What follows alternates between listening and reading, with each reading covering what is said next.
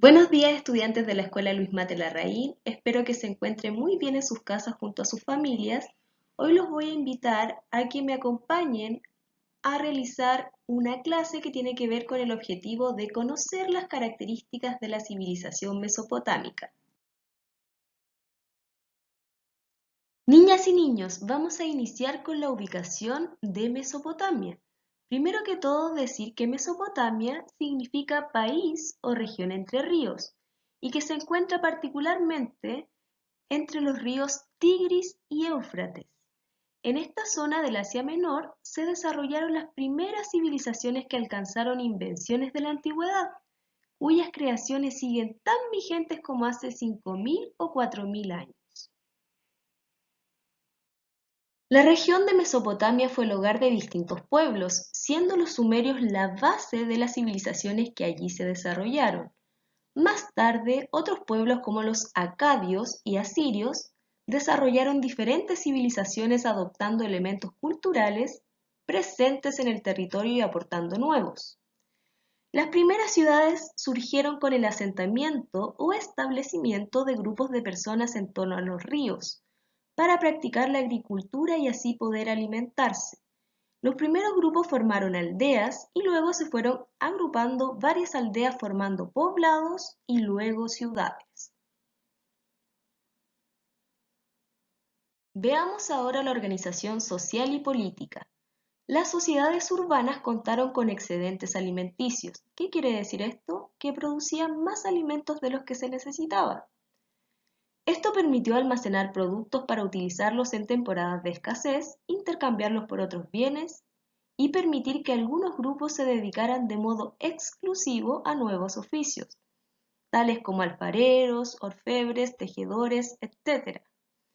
Lo anterior conllevó a una creciente especialización y con ello una división del trabajo. En este contexto, un grupo minoritario aumentó su poder y se situó por sobre el resto de la sociedad, lo que produjo una creciente estratificación y jerarquización social, como podemos ver en la pirámide que aparece ahí en la diapositiva, en la que en la parte de abajo está la población esclava, la cual no tenía libertad y estaba obligada a trabajar para particulares y para el Estado. Se podían dedicar a innumerables labores siendo sus condiciones de una vida muy distintas según su labor desempeñada. Luego tenemos a los campesinos, que constituían la mayor parte de la población libre. Se dedicaban exclusivamente a la agricultura, que era la base de la economía, y su trabajo sustentaba a la sociedad. Después siguen los comerciantes y artesanado, que realizaban labores especializadas. No correspondía en todas las civilizaciones a un grupo homogéneo, ya que podían existir grandes diferencias en cuanto a privilegios y riquezas. Casi llegando a la cúspide tenemos a los sacerdotes y altos funcionarios del Estado, administradores generales del ejército. Era un grupo minoritario de la sociedad que gozaba de privilegios y de poder político y religioso. Y ya en la punta de nuestra pirámide encontramos a la máxima autoridad política y su familia. En general, la figura y poder de esta autoridad estaban revestidos de un carácter divino. Luego de estos fenómenos, surgiría la primera forma de Estado en la historia, que serían las ciudades-estado, que eran aquellas ciudades que contaban con leyes propias, administradores, ejércitos y autoridades, todo lo cual estaba organizado bajo un poder centralizado, es decir, un gobierno central que tomaba las decisiones. Muchas de estas ciudades se enfrentarían entre sí por el control de pueblos, territorios y recursos, afán expansivo que se incrementó con el tiempo y que terminó por crear una nueva organización política, denominada el imperio. Pero ¿cuáles eran las principales actividades de los mesopotámicos?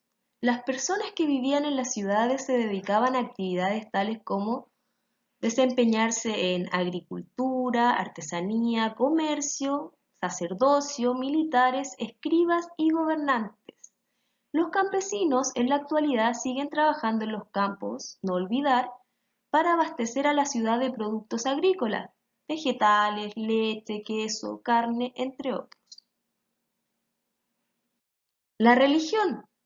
La religión de los mesopotámicos consistía en que eran politeístas, tal como dice en la diapositiva. Poli significa muchos y teos significa Dios, esto a partir del griego. ¿Qué quiere decir entonces? Que creían en una gran cantidad de deidades, ¿ya? O de divinidades. El mundo mesopotámico antiguo estuvo lleno de un gran número de dioses, ¿ya? De deidades, de divinidades. Los antiguos mesopotámicos pensaban que los humanos fueron creados para que los dioses no tuviesen que trabajar. Cada deidad controlaba diferentes elementos del orden del mundo, por lo que ningún dios tenía control total. En cuanto a los aportes culturales, las culturas de la Mesopotamia fueron pioneras, es decir, se iniciaron en muchas de las ramas del conocimiento. Desarrollaron la escritura que se denominó cuneiforme, en principio pictográfica y más adelante la fonética. También se desarrollaron en el campo del derecho, crearon los primeros códigos de leyes. En arquitectura desarrollaron importantes avances como la bóveda y la cúpula. Crearon un calendario de 12 meses y 360 días e inventaron el sistema de numeración sexagesimal. También tuvieron aportes relacionados a la astronomía, a la astrología y a la vela de navegación, creando también la rueda. Niñas y niños, espero que hayan comprendido un poco más de la cultura mesopotámica. Les envío un gran abrazo virtual, cuídense mucho y nos estamos viendo en un próximo video. Que estén muy bien.